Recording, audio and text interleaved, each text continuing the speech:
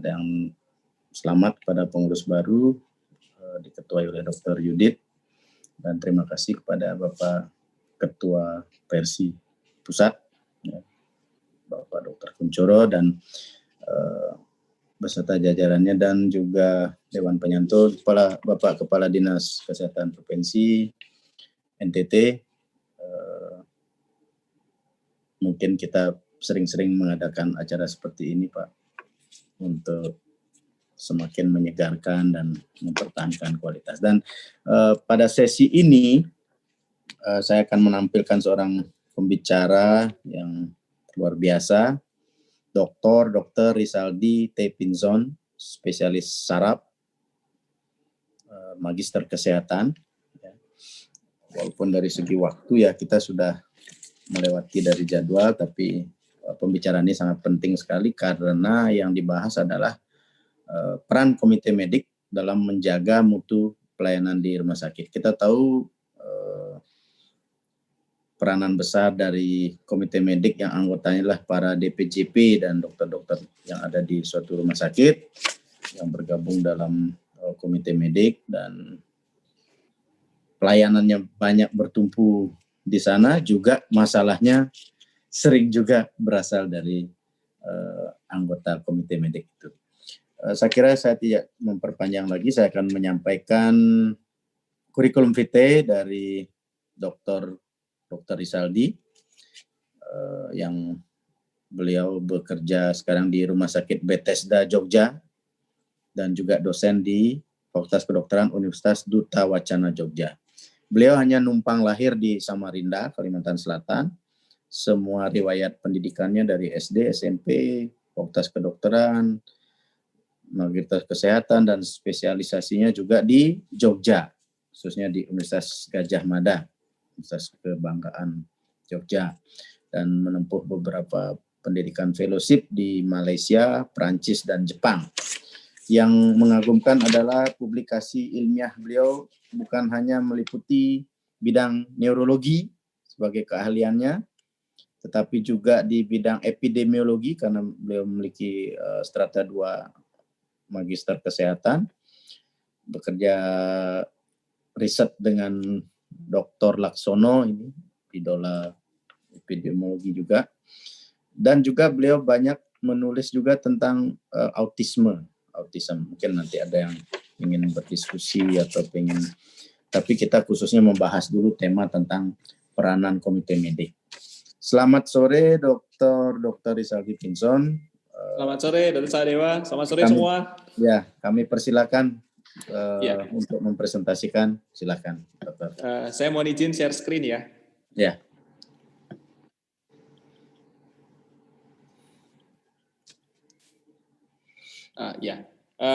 Yang saya hormati para senior, para sejawat, pertama-tama selamat pada pengurus Persi NTT. Ini kali kedua saya diajak untuk berdiskusi dengan teman-teman di NTT. Yang pertama dulu itu offline, yang kedua ini online. Ya. Terima kasih Dr. Sadewa atas kenalannya. Tugas saya hari ini untuk berdiskusi dengan teman-teman tentang peran komite medik dalam menjaga mutu pelayanan di rumah sakit. Yang tadi sih sudah sangat menarik ya Dr. Agus menjelaskan. Saya tidak menambahkan COVID di sini karena sepertinya tidak terlalu banyak berbeda. Baik. Nah, ini tantangannya ya. Tantangannya ini kan kalau kita daring ini 2 menit awal tuh masih tegak gitu ya. Nanti 5 menit, 10 menit gitu ya, sudah kemudian videonya dimatikan dan entah pergi kemana. Tapi saya yakin kita semua bisa saling berdiskusi, saling berinteraksi untuk mungkin 20-30 menit ke depan. Nah, sehingga izinkan saya untuk mulai dengan yang pertama dulu. Apa sih mutu gitu ya? Kalau saya menguji teman-teman di Magister Manajemen Rumah Sakit di FKKMK UGM gitu, setiap kali ada yang penelitian atau tesisnya tentang mutu, kita selalu bertanya, apa sih mutu gitu? Dan sebagian besar itu mengatakan begini, saya tahu itu mutu, tapi saya mau ngomong pelayanan yang bermutu itu susah gitu. Mereka akan mengatakan, ini kayak cantik gitu. Tahu ini cantik, tapi mau bilang orang cantik itu seperti apa itu menjadi susah. Ya, itulah makanya muncul peribahasa, kalau cantik itu relatif, kalau jelek itu absolut. Nah, sehingga kita lihat dari KBBI ya misalnya ya. KBBI itu Kamus Besar Bahasa Indonesia mengatakan mutu itu adalah sesuatu yang baik buruk ya. Kalau WHO maka dia mengatakan bahwa seberapa sih pelayanan kesehatan itu yang diberikan kepada individu maupun populasi itu bisa meningkatkan derajat kesehatannya. Lalu kalau GCI sih mengatakan optimal achievement, jadi pencapaian optimal dari terapi dan juga meminimalkan HAM atau risiko. Pada umumnya yang diterima secara luas adalah melakukan hal yang benar dengan benar pada kesempatan pertama. Sehingga kenapa sih pembicaraan ini penting? Karena ini data 2013 di Amerika Serikat, medical error itu penyebab kematian nomor 3 setelah penyakit jantung dan kanker. Jadi orang di Amerika Serikat itu meninggalnya nomor 3 bukan karena penyakitnya, tapi karena kesalahan medis. Di Indonesia kita tidak punya datanya, ya. Common sense mungkin hampir sama. Nah, akar masalahnya adalah ini. Kita bekerja di rumah sakit yang tadi Dr. Agus juga menyampaikan high volume. Pelayanan itu banyak, pasien banyak, ya. Pasiennya sering nggak sabar. Ada komunikasi yang kadang tidak berjalan dengan baik, baik antara kita dengan pasien, antara kita dengan sejawat, antara kita dengan pemberi pelayanan yang lain. Pada beberapa kasus, misalnya kita berhadapan dengan kompetensi yang kurang. Atau karena sedemikian banyaknya pasien, sedemikian sibuknya, seringkali para petugas kesehatan, termasuk juga dokter, tidak up to date. Dan juga tidak ada mekanisme kontrol untuk kinerja. Dan yang terjadi adalah asimetri informasi. Bapak Ibu, para sejawat, para senior, saya yakin pernah makan di sebuah restoran besar. Kalau kita pesan ayam goreng dan yang datang itu ikan goreng, kita dengan kesempatan pertama bisa mengatakan, oh pesanan saya salah. Ya, jangan sesudah dimakan separuh baru bilang, ini salah nih, kayaknya bukan ikan ini kayaknya ayam gitu ya. Tetapi kalau ini terjadi di rumah sakit, ini salah obat, salah transfusi, maka pasien itu ada di dalam kondisi asimetri informasi. Nah, sebenarnya inilah dimensi mutu. Bagaimana luaran kesehatan yang dikehendaki itu tercapai. Ini singkatannya, STEEP, STEEP. Yang pertama, dia harus aman, meminimalkan risiko. Timely, ya, ada pengurangan terhadap keterlambatan, ya, reliable. Ketika orang mengatakan saya praktek jam 7:30 sampai jam 10, maka 7:30 itu mulai dan berakhir di jam 10, ya. Jangan seperti kalau kita bercanda di Jogja itu ya, kalau dokternya ditelepon, dok ini kan sudah 8:30 kok dokter belum datang ini, OTW gitu, OTW. OTW itu singkatannya ora tentu waktu nih, jadi waktunya juga nggak jelas gitu kapan dia akan datang. Efektif tentu melaksanakan pelayanan berbasis pada ilmu-ilmu pengetahuan yang terkini dan terbukti bermanfaat. Efisien, tadi Dr. Agus, senior kita sudah menyampaikan, bagaimana sih kita bisa memaksimalkan sumber daya dan tentu meminimalkan waste. Equitable, kesetaraan, ya, tidak membedakan karakteristik personal. Lalu kemudian people center, ya, berbasis pada preferensi dari masing-masing. Nah, inilah dimensi mutu pelayanan kesehatan. Ada banyak definisi yang dikembangkan, tetapi kalau para sejawat, para senior lihat, biasanya 6 tadi. Safe, timely, effectiveness, efficiency, equity, dan present center itu mencakup definisi yang paling diterima sejak pertama kali dikeluarkan oleh Donabedian sampai yang terakhir di JCI. Nah, sehingga di sini ada pasien sebagai penerima pelayanan, tentu mutu itu nanti akan dirasakan oleh pasien. Apa yang dilihat oleh pasien, apa yang didengar oleh pasien, dan bagaimana yang dirasakan oleh pasien. Apakah memenuhi kebutuhannya? Baik dari segi terapi, diagnosis, prevensi, edukasi, pemberian informasi, dan pada beberapa tempat sekarang baik dalam hal research. Ya, yang tentu nanti harapannya adalah outcome dari kesehatan itu meningkat. Ya, dengan biaya yang efisien, pelayanan yang aman, dan kualitas dalam hal ini efektivitas yang baik. Sehingga apa yang harus dilakukan? Yang harus dilakukan pertama adalah competent and motivated healthcare professional. Jadi yang memberi pelayanan harus kompeten, ya, dan dia harus memiliki motivasi yang baik untuk memberikan pelayanan yang baik. Lalu evidence based practice, bahwa praktek kedokteran di rumah sakit tadi dalam pelayanan kesehatan itu didasarkan pada bukti-bukti ilmiah yang terkini, bukti-bukti ilmiah yang mutakhir. Lalu ada komunikasi yang efektif, lalu ada empowerment daripada pasien. Ya, nah ini agak susah ya ketika saya yakin juga teman-teman menghadapi ini ketika jumlah pasien banyak sekali, maka pemberdayaan pasien itu menjadi suatu tantangan tersendiri. Sehingga kalau ditanya perspektif tentang mutu itu berbeda-beda. Kalau yang ditanya petugas kesehatannya, tanya para dokternya, gitu, mereka akan mengatakan mutu itu adalah kalau saya melakukan pelayanan dengan pelayanan yang mutakhir, evidence based, alat saya bagus, canggih, ya, kemudian saya bisa mendeteksi dengan tepat, ya, karena memang alat yang saya pakai sensitivitas dan spesifitasnya tinggi. Tadi kita melihat ya, Dr. Agus menyampaikan dengan sedemikian komprehensif ada dua sisi bagi manajer rumah sakit. Seringkali mutu itu dihasilkan dengan profit yang besar, yang efisien. Bagi pasien dan keluarga, dimensinya lain lagi, timeliness, ya, reliabilitas, bahwa pelayanan itu reliable, dapat diandalkan, teramalkan, ya, informasi yang diberikan oleh petugas itu reliable. Besok Bapak puasa, kita akan operasi jam 10. Jam 10 dia datang operasi. Itu bagi pasien dan keluarga, timeliness itu menjadi sesuatu yang penting.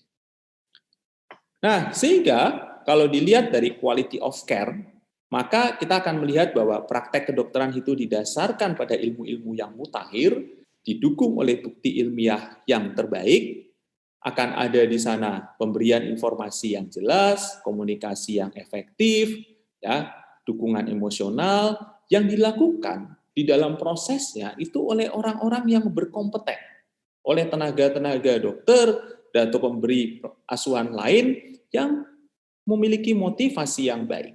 Ya, tentu dengan sumber daya yang tersedia. Ya.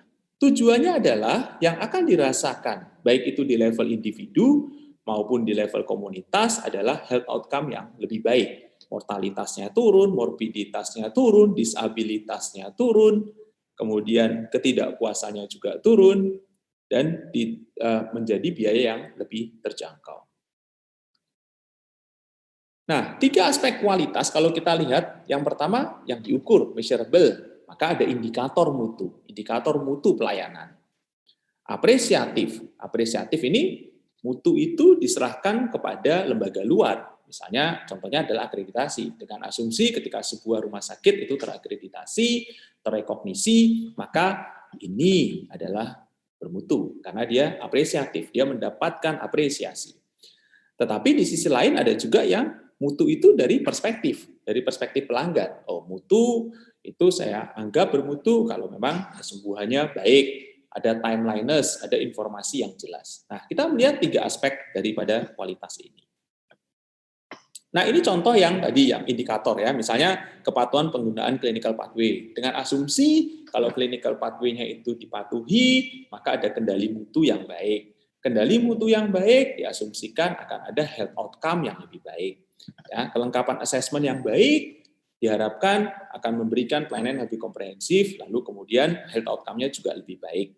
Bagaimana kalau resep itu ditulis sesuai dengan formularium, maka obat-obat yang diberikan oleh dokter itu adalah obat-obat yang jelas terbukti bermanfaat, bukan yang di luar formularium, sehingga kita akan bicara efisiensi di sana. Termasuk juga berapa sih pasien yang boleh jatuh, dalam tanda kutip, itu kita bicara keamanan. Nah, ini yang measurable, ya, indikator yang sifatnya measurable.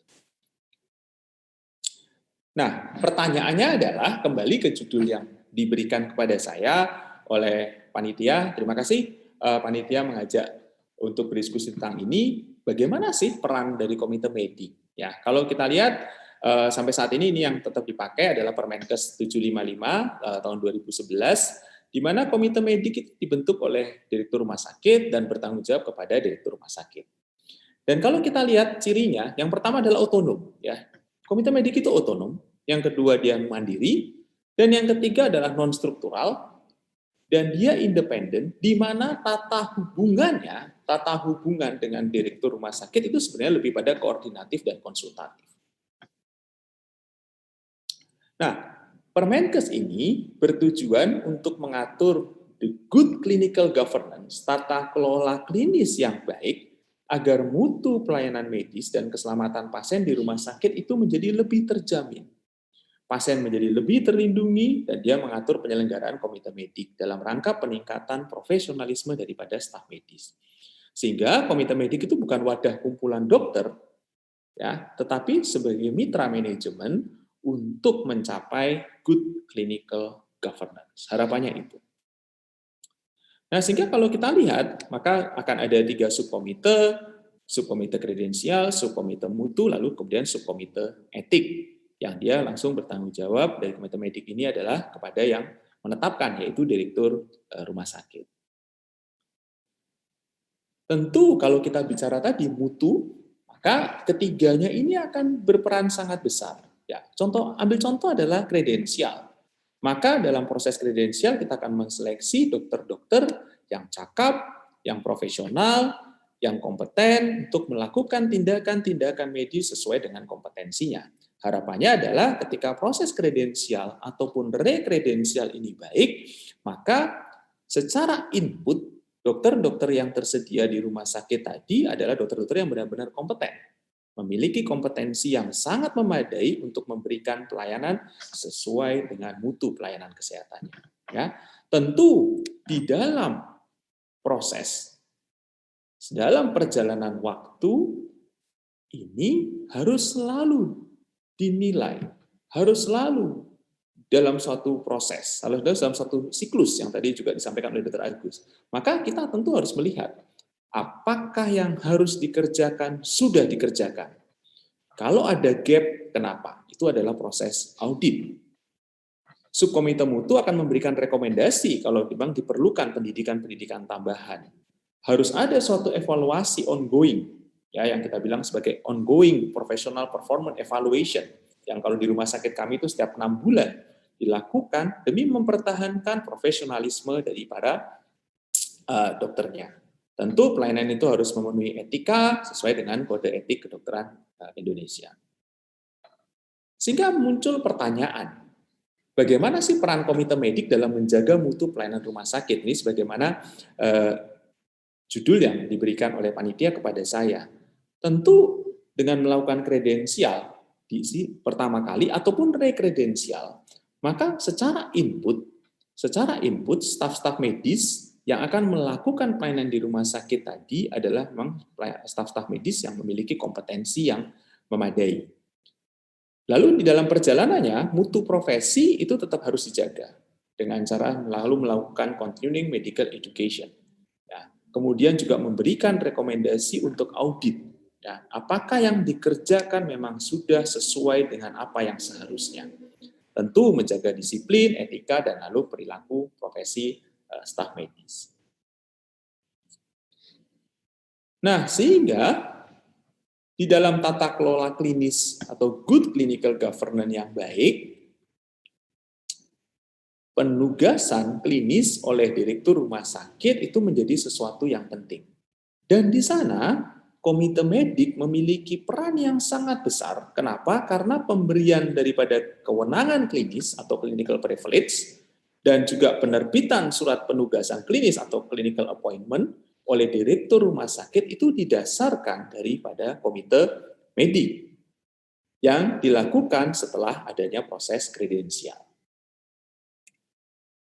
Sehingga good clinical governance di sini akan bicara tentang bagaimana sih pemberi pelayanan tadi itu memang memiliki kompetensi yang baik, dia compliance, patuh terhadap standar, ada proses di mana audit klinik itu dilakukan untuk menilai apakah yang seharusnya dilakukan sudah dilakukan, mengukur apakah pelayanan ini benar-benar efektif, lalu yang tujuannya memang adalah improving quality of care. Dan proses ini menjadi sangat-sangat akuntabel dan transparan dan sangat bisa dipertanggungjawabkan. Sehingga komite medik itu dibentuk oleh direktur rumah sakit, saya yakin para senior, para sejawat sudah sangat memahami ini.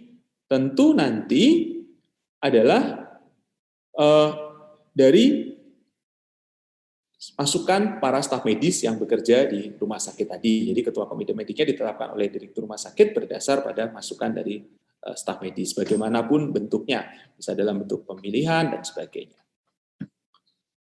Nah, sehingga tujuan akhirnya tentulah patient safety, ya, bahwa pelayanan itu harus diberikan oleh pemberi pelayanan yang menjaga etika dan perilaku, ya.